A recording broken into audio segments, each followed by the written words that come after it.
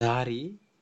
common cardiovascular system disorder with exam typen ይዤላችሁ መጥቻለሁ።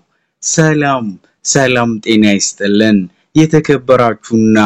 የተወደዳችሁ የዲኤስ ነርሲንግ አካዳሚ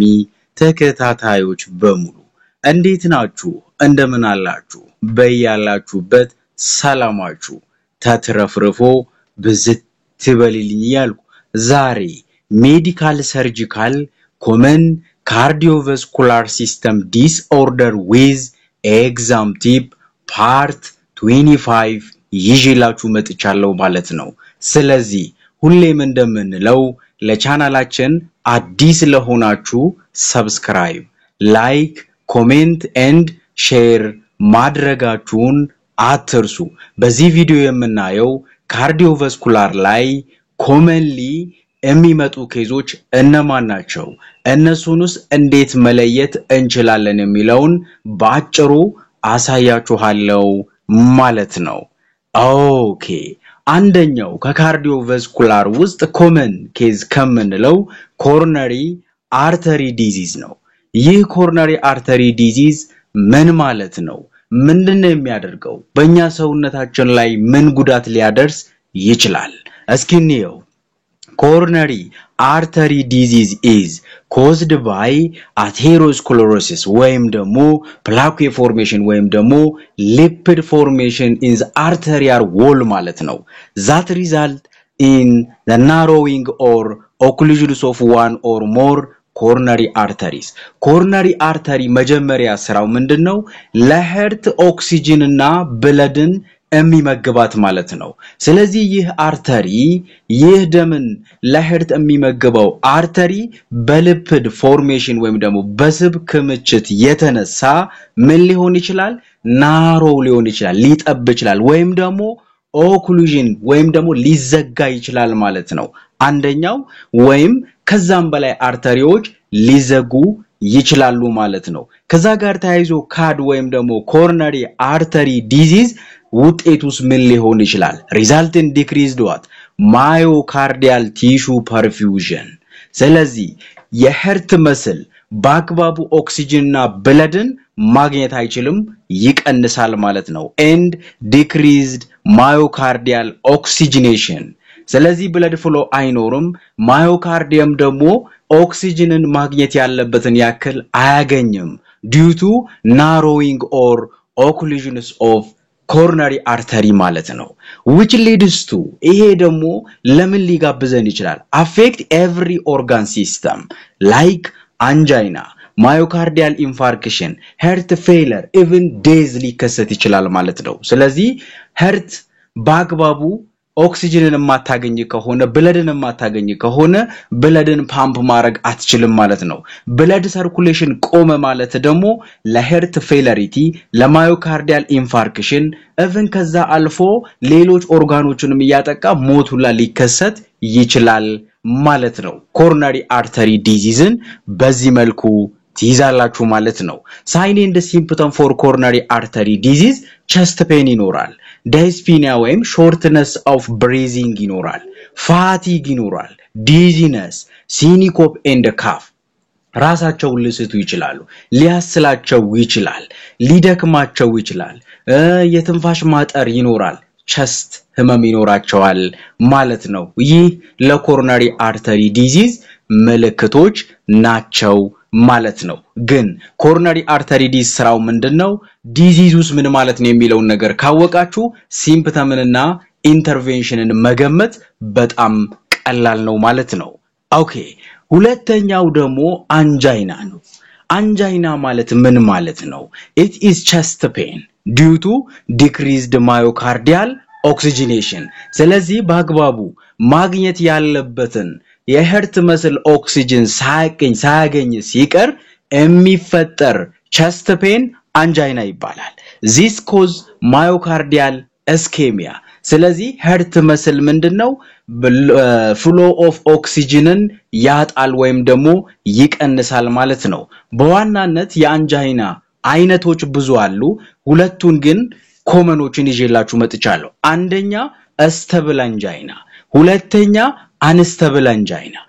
stable angina ማለት occurs due to activity pain relieved by rest ምን ማለት ነው እዚህ ላይ stable angina ማለት ሲንቀሳቀሱ ቸስታቸውን ያማቸዋል እረፍት ሲያደርጉ ግን ይተዋቸዋል ማለት ነው ሌላኛው unstable angina ነው unstable angina unexpected chest pain that increase in severity duration and occurrence may occur at rest ይህ chest pain ነው ግን እንደ stable angina activity ሲያደርጉ ብቻ የሚነሳ አይደለም እረፍት ባደረጉበትም ይህ chest pain አይተዋቸውም ማለት ነው ስለዚህ unstable angina ሲቨር ያልተጠበቀ even እረፍትን ባደረጉበት ጊዜ የሚፈጠር ህመም ነው ማለት ነው ማን angina ኦኬ ሌላኛው myocardial infarction ነው myocardial infarction ከangina በምን ይለያል እዚህ ላይ አስቀምጬላችኋለሁ myocardial infarction occurs due to myocardial tissue damage as a result of oxygen deprivation ስለዚህ ምን ማለት ነው ኦክሲጅን ፍሎው በመቀነሱ ምክንያት የሄርት መስል ዳሜጅ ሲደረግ myocardial infarction ይባላል ischemia may lead to necrosis if myocardial tissue oxygenation is not restored ምን ማለት ነው myocardial necrosis ማለት death of heart muscle ነው ስለዚህ myocardial ምን ሊሆን ይችላል ኦክሲጅን ባለማግኘቱ ሊሞት ይችላል ማለት ነው ይህ ደግሞ ኦክሲጅን የማይመለስ ከሆነ ማዮካርዲያል መስል ወይም ደግሞ የሄርት መስል ዴዝ አደረገ ማለት ሄርት ብለድ ባግባቡ ፓምፕ ማድረግ አትችልም ማለት ነው ያን አልቻለችም ማለት ደግሞ ለብዙ ጉዳት ይዳርጋል even መጨረሻ ላይ ለሞት ሊዳርጋቸው ይችላል ማለት ነው what is the typical symptom for myocardial infarction ካላችሁ ይሄኛውም chest pain ነው እንደ angina ማለት ነው ልዩነቱ ምንድነው crushing substernal pain that radiates to the left arm jaw or back ይሄ chest pain severityውም ይሄኛው ይበልጣል and also ይሄኛው move ያረጋል ማለት ነው chest painኡ ወደ left arm jaw አካባቢ back ጀርባ አካባቢ ምን ሊሆን ይችላል move አድርጎ ህመሙ ሊያማቸው ይችላል ማለት ነው angina ግን radiate ወይ move አያደርግም ማለት ነው ኦኬ ሌላኛው ደግሞ heart failure ነው ልብ ደከመች የሚባለው መች ነው ልብ ደከመች ማለት circulation 100% አቆመች አይባልም አቆመች ማለት አይደለም ያ ማለት cardiac arrest ነው circulation ቆመ ማለት cardiac arrest ነው የሚባለው heart failure ግን blood pump ታረጋለች ግን በበቂ ሁኔታ አይደለም ማለት ነው heart failure is the inability of the heart muscle to pump enough blood to meet the metabolic demand of the body therefore there is a decrease in cardiac output ምን ማለት ነው heart failure ማለት ሰውነታችን በሚፈልገው ልክ ልብ ደምን መርጨት ሳትችል ስቀር ማለት ነው ስለዚህ ምን ሊፈጠር ይችላል there is decrease in cardiac output ስለዚህ blood output ወይም ደግሞ ፓምፕ የምታደርገው መጠን ይቀንሳል ማለት ነው ያኔ heart failure ማለት እንችላለን ማለት ነው ኦኬ ሌላኛው ምንድነው types of heart failure ላይ systolic heart failure አለ diastolic heart failure አለ right side heart failure አለ left side heart failure አለ ከነዛ ውስጥ common classify የሚደረጉትን ይዤላችሁ መጥቻለሁ እነሱም right side and left side heart failure ይሆናሉ የነሱም ደግሞ typical symptomን ይዤላችሁ መጥቻለሁ ባለፈው exit exam የተፈተናችሁ ተማሪዎች ከዚህ ጋር ተያይዞ የመጣ ጥያቄ እንዳለ ሰምቻለሁ አይቻለሁ ማለት ነው ስለዚህ ይህ ማለት በቀላሉ እቺ ነገር ካወቃችሁ ማስታወስ ትችላላችሁ ማለት ነው right side heart failure systemic circulation ብላችሁ ያዙ ችግሩ ከሲስተሚክ ሰርኩሌሽን ጋር ተያይዞ ነው ሌፍት ሳይድ heart failure ደግሞ ችግሩ ከምንድነው in pulmonary system ጋር ተያይዞ ነው አያችሁ ሲስተሚክ ሰርኩሌሽን ለራይት ሳይድ ፌለር ያዙ ፓልሞናሪ ሲስተምን ደግሞ ለሌፍት ሳይድ ሄርት ፌለር ያዙ ምልክቶቹንም ከዛ ጋር መጠበቅ ነው ማለት ነው Okay, right side heart failure, systemic circulation, edema of the extremity. Peripheral extremity edema, ይኖራል እግራቸው አካባቢ እጆቻቸው አካባቢ ያብጣል ማለት ነው abdominal distension hepatomegaly ascites አለ jugular vein distension ስለዚህ አንገታቸው አካባቢ ያለ ደም ስር ይወጠራል ማለት ነው splenomegaly and hepatomegaly enlargement of spleen and enlargement of what liver ይፈጠራል ማለት ነው weight gain ክብደት ይጨምራሉ ማለት ነው ይሄ ሁሉ ጊዜ የሚያያዘው ከሲስተሚክ ጋር ተያይዞ ነው ወደ ሌፍት ሳይድ heart failure ላይ ስንመጣ evident in the pulmonary symptom ላይ ወይም pulmonary system ላይ ስናይ dyspnea shortness of breathing crackle ይሄም heart soundን በመንሰማበት ጊዜ ያለ ድምጽ ነው ማለት ነው ሌላኛው tachypnea ማለት respiratory rate ሲጨምር ማለት ነው pulmonary congestion accumulation of fluid in the base of lung ማለት ነው congestion ሙሌት ማለት ነው dry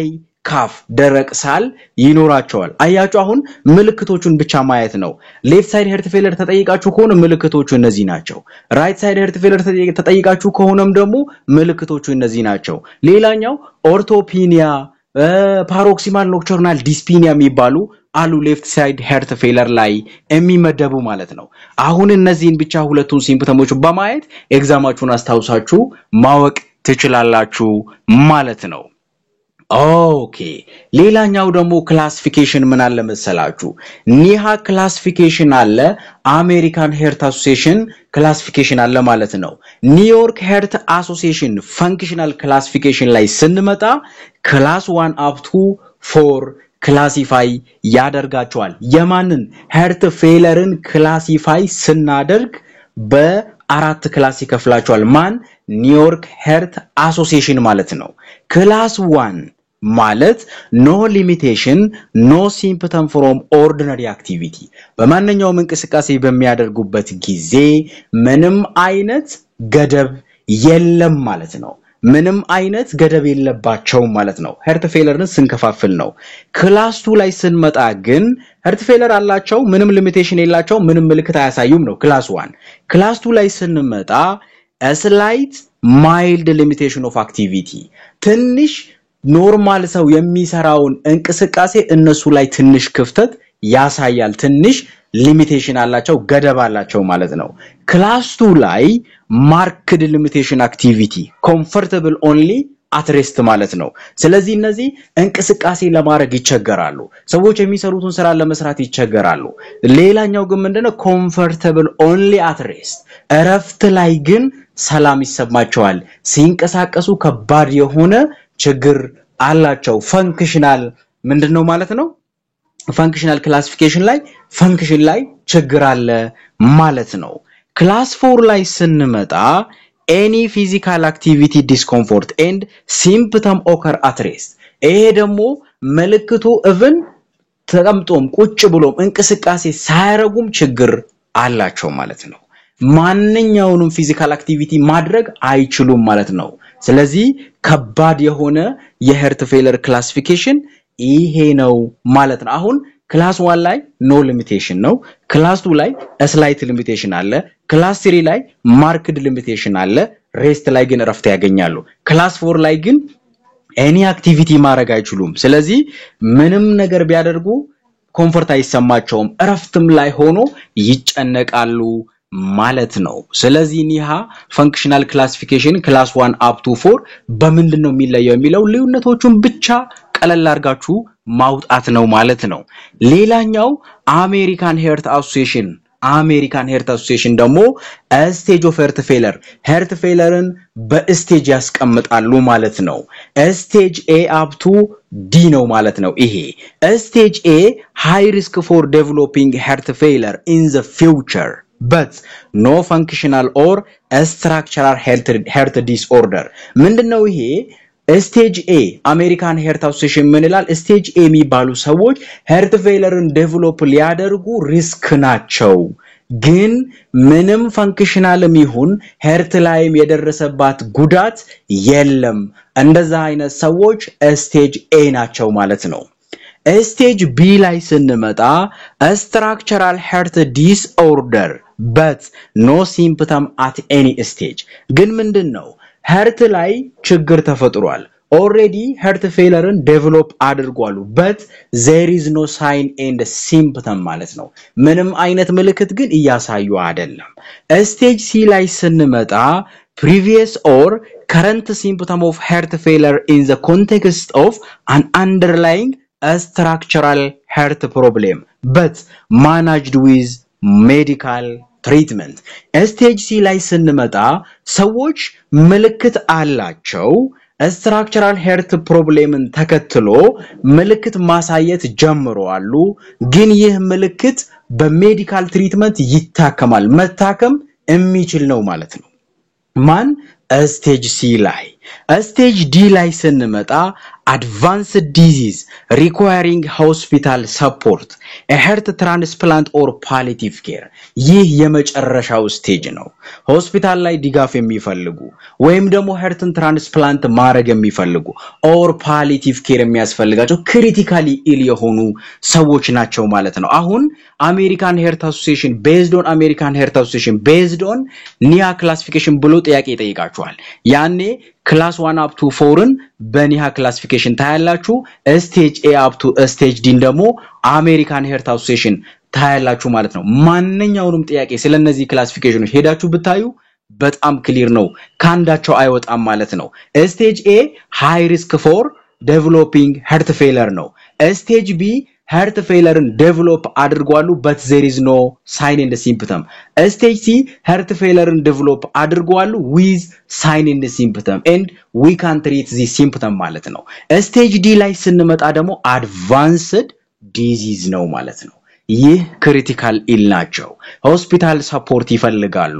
heart transplant የመጨረሻውን ስቴጅ ላይ ደርሷሉ ማለት ነው ያ ማለት ጫፍ ላይ ደረሱ በጣም ከባድ የሆነ የሄርት ፌለር አጋጥሟቸዋል ማለት ነው ስለዚህ stage A up to Dንም በዚህ መልኩ ትይዛላችሁ ማለት ነው ሌላኛው hypertension ነው hypertension it is the most common arterial disease ይህ ደግሞ common የምንለው የአርተሪ የደም ትቦ በሽታ ነው that cause an increase in peripheral vascular resistance and increase in blood pressure vascular resistance እና blood pressure ላይ ዲፔንድ ይሆናል ማለት ነው ያ ማለት አርተሪ ዎል ሲጨናነቅ blood volume ሲጨምር ወይም ደግሞ አርተሪ ሲጠብ ማለት ነው ስለዚህ blood pressure የደም ግፊት ይጨምራል ማለት ነው ያ ነው ሃይፐርቴንሽን የሚባለው ሃይፐርቴንሽን ውስጥ ግን commonly exam ላይ ሆኖ የመጡትን ብቻ ነው ይዤላችሁ የመጣሁት hypertensive crisis አለ hypertensive crisis ማለት elevation of blood pressure greater than or equal to 180 by 110 ማለት ነው ይህ hypertensive crisis by itself divided into two hypertensive emergency and hypertensive urgency ይሆናሉ ማለት ነው hypertensive emergency ግን greater than or equal to 180 by 110 plus organ failure is hypertensive emergency ነው ማለት ነው hypertensive urgency ደግሞ greater than or equal to 180 by 110 but no organ failure ይሄ only elevation of blood pressure ላይ ዲፔንድ የሆነ ነው ማን hypertensive urgency ማለት ነው hypertensive emergency ግን organ failure አለው ማለት ነው ተማሪዎች እነዚህን ከካርዲዮቫስኩላር ኮመን ኬዞች ናቸው በዚህ መሰረት እናንተ አሁን ካርዲዮቫስኩላርን ብታነቡና ኤግዛሞቹን ፕራክቲስ ብታረጉ